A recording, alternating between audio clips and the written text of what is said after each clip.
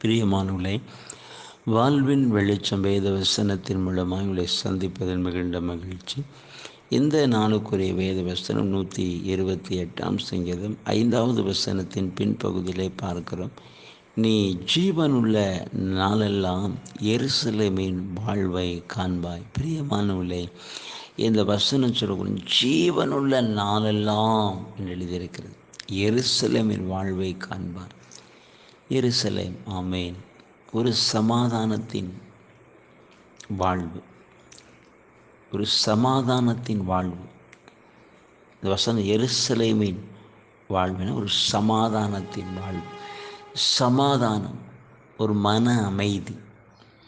இன்னைக்கு அநேகர் அதை தேடி உலகத்தில் அலைகிறதை பார்க்கிறோம். பிரியமானவர்களே, இந்த வசனம் சொல்லுகிறது ஜீவனுள்ள நாளெல்லாம். அப்போ நம்முடைய ஆயுள் முழுவதும் ஆண்டவர் நமக்கு அப்படிப்பட்ட ஒரு சமாதானத்தின் வாழ்வை தர வல்லவராக இருக்கிறார். இயேசுவின் சமூகத்துக்கு வரும்பொழுது, ஏசப்பாவுடைய பாதத்துக்கு வரும் பொழுது அதை நம் இலவசமாய் பெற்றுக்கொள்ள முடியும். இன்றைக்கி அநேகர் சமாதானத்தை, மன அமைதியை தேடி போகிறத பார்க்கிறோம், அலைகிறதை பார்க்கிறோம்.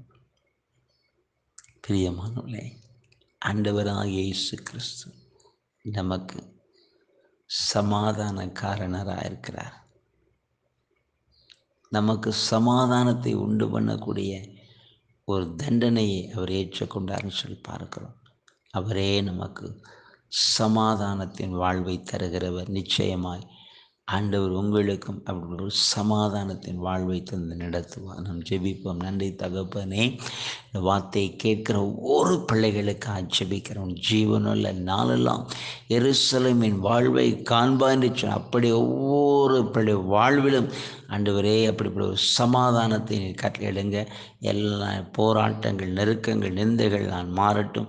ஒரு அற்புதமான விடுதலை கொடுத்து உடைய பிள்ளைகளை ஆசீர்வதித்த இடத்தும் சில அன்புக்காக நாங்கள் உம்மை துதிக்கிறோம். மீட்பு நல்ல பிதாவே, ஆமேன், ஆமேன்.